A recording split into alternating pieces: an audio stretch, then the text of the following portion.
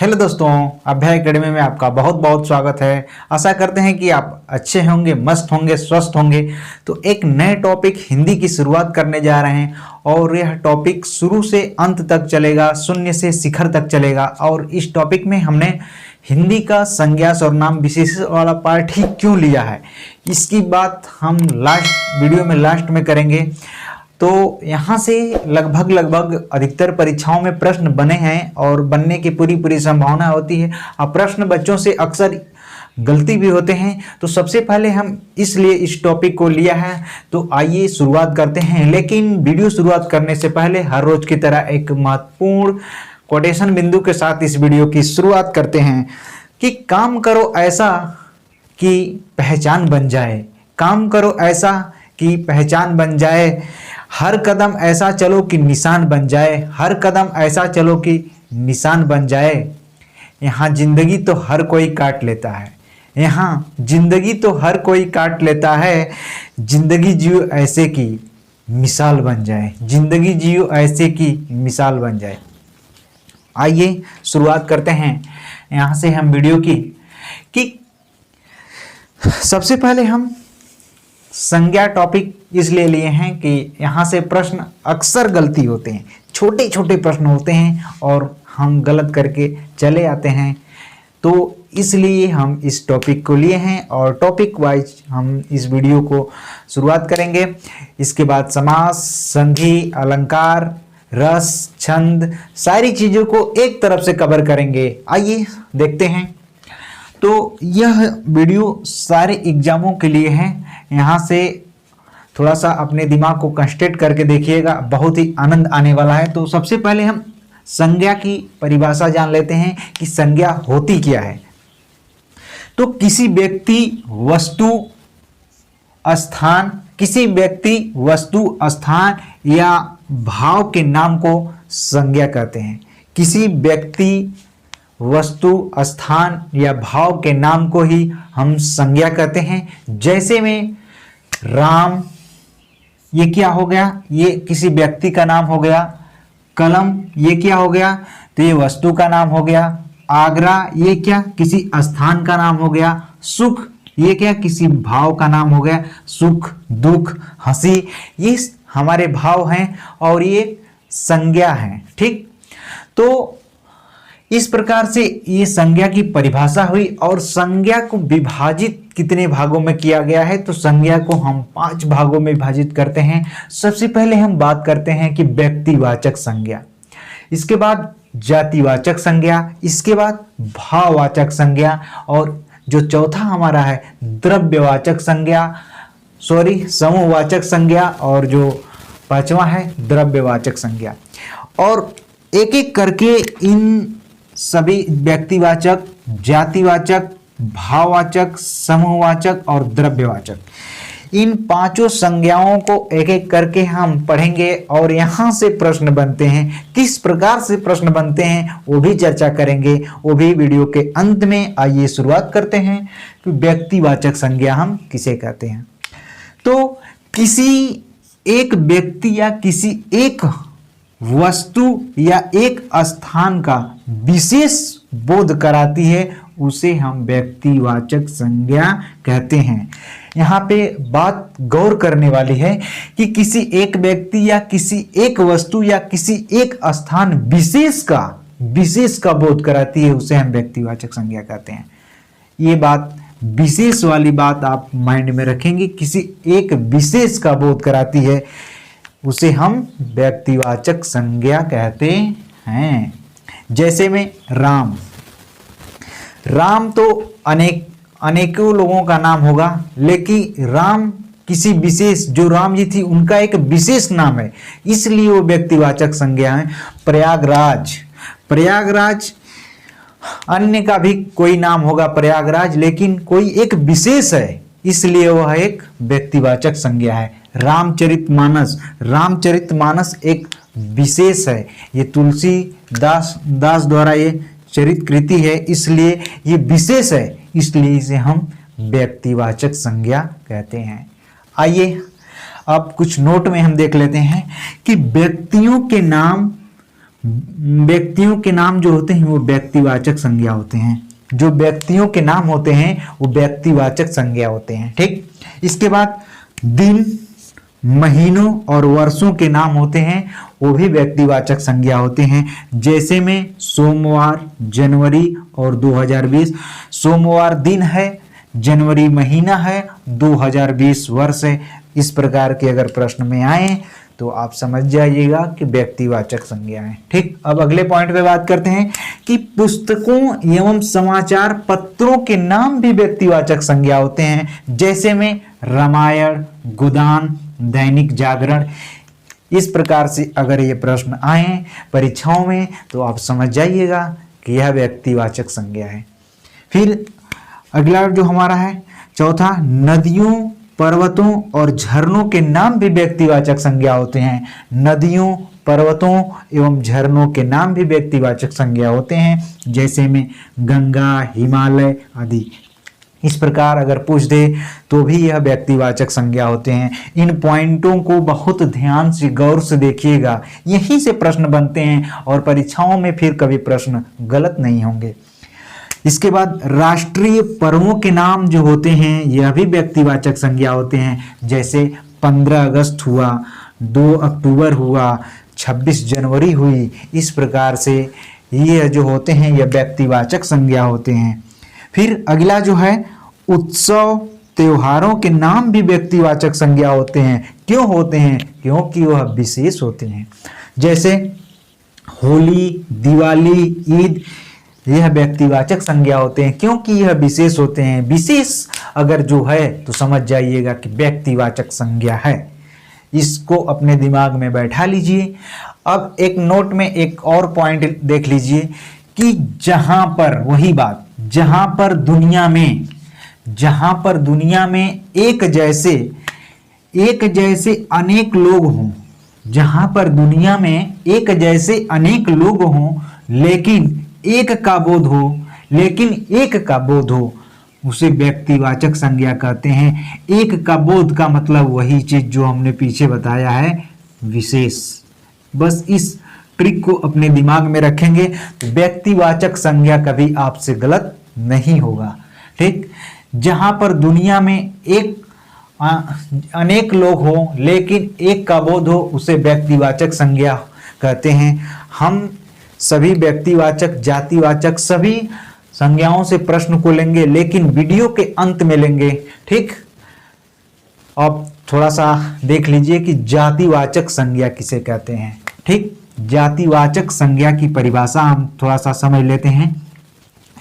यहां पे देखिए, जातिवाचक संज्ञा, जाति मीन्स जाति, ठीक, वाचक मीन्स बोध कराने वाला, और संज्ञा मीन्स संज्ञा। यानी कि जो जाति का बोध कराता है वो क्या कहलाता है? जातिवाचक संज्ञा। ठीक, तो इसकी परिभाषा देख लेते हैं। वह संज्ञा जो संपूर्ण जाति में एक जैसे, ये नहीं कि बकरी है तो सिर्फ बकरी, न कि बकरी और गाय, वो भी तो जाति है लेकिन अलग अलग, सिर्फ एक जाति का जो बोध कराए उसे जातिवाचक संज्ञा कहते हैं। ठीक, इसके एग्जाम्पल देख लेते हैं। जैसे लड़का, अब लड़का है तो क्लास में लड़के और लड़कियां दोनों बैठे हैं तो सिर्फ लड़के, न कि लड़कियां, उनकी जाति अलग हुई, लड़कों की जाति अलग हुई। तो लड़का, वृक्ष, नदी, पुस्तक और कलम, ये सब क्या है? ये जातिवाचक संज्ञा है। किसी संपूर्ण जाति का जो एक जैसे हो, उसका बोध कराती है तो जातिवाचक संज्ञा कहते हैं। अब थोड़ा सा इसमें देख लीजिए, कुछ नोट हैं कि प्राकृतिक आपदाओं के नाम जो होते हैं ये जातिवाचक संज्ञा होते हैं। प्राकृतिक आपदाओं के नाम जातिवाचक संज्ञा होते हैं। जैसे में आंधी, तूफान, सुनामी। अगर प्रश्न में आ जाए तो समझ जाइएगा कि जातिवाचक संज्ञा है। आंधी, तूफान और सुनामी, इस प्रकार के प्रश्न में आ जाए तो समझ जाइएगा ये जातिवाचक संज्ञा है। प्राकृतिक आपदाओं के नाम जातिवाचक संज्ञा होते हैं। अनाजों के नाम, फलों के नाम, ये भी जातिवाचक संज्ञा हैं। अनाजों के नाम, फलों के नाम, ये भी जातिवाचक संज्ञा हैं। जैसे एक पॉइंट और इसका छूट गया था, यहाँ पे नीचे हमने नोट किया है कि प्राकृतिक आपदाओं, थोड़ा सा इसको विशेष रूप से देखिएगा कि यदि किसी प्राकृतिक आपदाओं का विशेष नाम दिया जाए, किसी प्राकृतिक आपदाओं का, अगर किसी प्राकृतिक आपदाओं का विशेष नाम दिया जाए, अगर कोई विशेष नाम दिया जाए तो वह क्षेत्र विशेष में सीमित हो, वह क्षेत्र जो है विशेष में ही सीमित हो, तो उसे व्यक्तिवाचक संज्ञा कहते हैं। जैसे विशेष की हमने अभी पीछे बात किए हैं व्यक्तिवाचक संज्ञा में, अगर विशेष है तो समझ जाइएगा कि वह व्यक्तिवाचक संज्ञा है। जैसे हुदहुद, तितली, ये क्या है, एक सुनामी है और एक तूफान है। तो इस प्रकार से अगर विशेष नाम दिया गया है तो समझ जाइएगा कि वह व्यक्तिवाचक संज्ञा है, न कि जातिवाचक संज्ञा है। ठीक, आप इसका स्क्रीनशॉट बना लें, हम साइड हो जाते हैं, फिर हम नेक्स्ट पे बात करते हैं। आप इसका स्क्रीनशॉट बना लिए होंगे, लेकिन यहाँ पे थोड़ी सी जगह बची हुई है, इसमें हम एक चीज और नोट कर लेते हैं। आप इसको नोट कर दीजिएगा कि पशु पक्षियों के नाम जो होते हैं, पशु पक्षियों के नाम जातिवाचक संज्ञा होता है। जैसे गाय, कोयल, गाय, कोयल, कबूतर। ठीक, गाय, कोयल, कबूतर, इस प्रकार से ये कबूतर होता है, कबूतर नहीं होता है, इसको कबूतर बना लीजिएगा। गाय, कोयल, कबूतर, इस प्रकार से पशु पक्षियों के नाम भी जातिवाचक संज्ञा होते हैं। और ये व्यक्तिवाचक संज्ञा और जातिवाचक संज्ञा दो हमने इस वीडियो में कवर किया। हम आशा करते हैं कि आप लोगों को यह वीडियो बहुत पसंद आएगी। अगर नहीं समझ में आ रही है तो वीडियो को फिर से देखिएगा, ज़्यादातर समझ में आ जाएगी। अब हम आगे बात करते हैं कि भाववाचक संज्ञा। इसके पहले हमने जातिवाचक, व्यक्तिवाचक की बात की, अब हम आगे बात करते हैं कि भाववाचक संज्ञा क्या होती है। तो आइए देखते हैं भाववाचक संज्ञा। तो भाववाचक संज्ञा जिसे प्रेम, दया, समर्पण, त्याग, क्रोध, ये 4-5 वर्ड आप अपने दिमाग में रखेंगे। जैसे कि प्रेम हुआ, दया हुआ, समर्पण और त्याग, क्रोध अगर आ जाए तो समझ जाइएगा कि यह भाववाचक संज्ञा है। प्रेम, दया, क्रोध, समर्पण, ये सब वर्ड अगर आ जाए तो समझ जाइएगा कि यह भाववाचक संज्ञा है। ठीक, इसके बाद हम जातिवाचक संज्ञा से कुछ भाववाचक संज्ञा बना है, उसके बारे में हम जान लेते हैं। तो देखिए कि जातिवाचक संज्ञा जो ये मनुष्य क्या है, ये जातिवाचक संज्ञा है, क्योंकि हमने बताया है कि संपूर्ण जाति एक जैसी, मनुष्य जो है एक संपूर्ण जाति है लेकिन एक जैसी है, ये जातिवाचक संज्ञा है। ठीक, इससे अब भाववाचक संज्ञा कैसे बनता है, तो मनुष्य से मनुष्यता बना हुआ है, मनुष्य से मनुष्यता बना हुआ है। इसके बाद चोर से क्या बना हुआ है, तो ये चोरी बना हुआ है, चोर से चोरी बना हुआ है। और लड़का से लड़कपन बना हुआ है और बूढ़ा से बुढ़ापा बना हुआ है। क्या है, बूढ़ा से बुढ़ापा बना हुआ है। ठीक, इसके बाद हम बात करते हैं कि सर्वनाम से कुछ भाववाचक संज्ञा बने हुए हैं, उसको थोड़ा सा हम देख लेते हैं। तो जैसे अपना से क्या बना हुआ है, तो अपनापन बना हुआ है और एक अपनत्व बना हुआ है। ये बहुत ही मोस्ट इंपॉर्टेंट हेडिंग है, ये बहुत मोस्ट इंपॉर्टेंट हेडिंग है, सर्वनाम से भाववाचक बनना। ठीक। इसके बाद निज से निजता बना हुआ है और एक निजत्व बनता है। क्या बनता है? एक निजत्व बनता है और एक निजता बना हुआ है। ठीक। इसके बाद विशेषण से भाववाचक संज्ञा बना है। ठीक, उसको देख लेते हैं। तो सुंदर, ये सुंदर क्या है? विशेषण है। और विशेषण से भाववाचक कैसे बनता है? तो सुंदरता बना हुआ है। लाल, लाल क्या है? यह विशेषण है। लाल से जो बनता है भाववाचक लालिमा, लाल से लालिमा बनता है। इसके बाद विद्वान, विद्वान क्या है? यह विशेषण है। विशेषण से जो भाववाचक बने ये विद्वता बना हुआ है। ठीक। इसके बाद इसी प्रकार क्रिया से कुछ भाववाचक संज्ञा बने हुए हैं, उसको देख लेते हैं। दौड़ना, ये दौड़ना क्या है? क्रिया है। तो क्रिया से भाववाचक संज्ञा में तो दौड़ना से दौड़ बना हुआ है। इसके बाद मारना, मारना क्या है? एक क्रिया है। और जो भाववाचक संज्ञा बना है मार, मारना से मार बना हुआ है। चढ़ना से चढ़ाई बनी हुई है। इस प्रकार इन टॉपिकों को ध्यान में देंगे। इसके बाद यह भी वेरी वेरी मोस्ट इम्पॉर्टेंट यह है, इसको वेरी मोस्ट इम्पॉर्टेंट लगाइएगा। अव्यय से भाववाचक संज्ञा बना। ठीक। धिक से क्या बना हुआ है? तो धिक्कार बना हुआ है। धिक से धिक्कार। इसके बाद दूर से दूरी बना हुआ है। दूर से दूरी। समीप से समीपता। इसके बाद हमने वीडियो के शुरुआत में बोला था कि वीडियो के लास्ट में हम कुछ प्रश्न लेंगे, आप वीडियो के लास्ट तक बने रहिएगा। तो आइए, अब वो घड़ी समाप्त हो गई है। कुछ प्रश्न को हम एग्जाम्पल के तौर पे ले लेते हैं। ऐसे ही प्रश्न परीक्षाओं में आते हैं, छोटे छोटे प्रश्न रहते हैं और आप इसको गलती करके चले जाते हैं। तो आइए थोड़ा सा यहाँ पे समझने का इसका प्रयास करिए कि निम्न में से भाववाचक संज्ञा पूछ रहा है। निम्न में से भाववाचक संज्ञा कौन है? एक ऑप्शन ए दिया हुआ है कि बूढ़ा, ऑप्शन बी दिया हुआ है बुढ़ापा, और ऑप्शन सी दिया हुआ है लड़का, और ऑप्शन डी जो दिया हुआ है वो स्त्री है। ठीक। इसमें भाववाचक संज्ञा पढ़ा है। भाववाचक संज्ञा बताना है तो भाववाचक संज्ञा आप आसानी से पढ़ चुके हैं।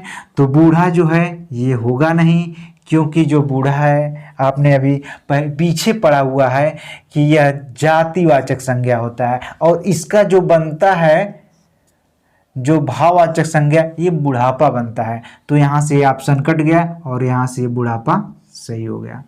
ठीक।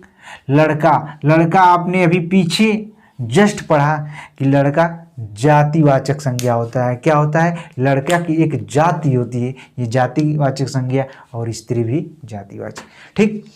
तो आइए हम निम्न में गेहूं शब्द कैसा है। अगला प्रश्न है कि निम्न में गेहूं शब्द है, गेहूं शब्द है तो यह जातिवाचक है कि व्यक्तिवाचक है कि भाववाचक है कि समूहवाचक है? तो गेहूं शब्द जो है ये कैसा है? तो गेहूं की एक क्या होती है? गेहूं की एक जाति होती है। क्या होती है? गेहूं की एक जाति होती है। तो ये जातिवाचक संज्ञा, न ही व्यक्तिवाचक होगा, न ही भाववाचक होगा, न ही समूहवाचक होगा। तो गेहूं क्या है? एक जातिवाचक संज्ञा। निम्न में हिमालय क्या है? ठीक। निम्न में हिमालय क्या है? तो अभी पीछे आपने पढ़ा है जस्ट कि नदियों, पहाड़ों और झरनों के नाम को क्या कहते हैं? तो जातिवाचक संज्ञा कहते हैं। सॉरी, नदियों, पहाड़ों और झरनों के नाम को व्यक्तिवाचक संज्ञा कहते हैं। क्या कहते हैं? व्यक्तिवाचक संज्ञा कहते हैं। ठीक। तो नदियों, पहाड़ों और झरनों को व्यक्तिवाचक संज्ञा कहते हैं। ठीक। इस प्रकार से ये प्रश्न कवर हुए। अगर ये वीडियो आप लोगों को कैसी लगी कमेंट बॉक्स में ज़रूर बताएं, और पूरा वीडियो देखने के लिए आप लोगों का बहुत बहुत धन्यवाद। और जो मित्र चैनल पे पहली बार विजिट कर रहे हैं तो चैनल को ज़रूर सब्सक्राइब कर लें, और थोड़ा सा इस वीडियो को दूर तक शेयर करें कि जिससे अन्य मित्रों के पास ये वीडियो जा सके। आप लोगों का बहुत बहुत धन्यवाद।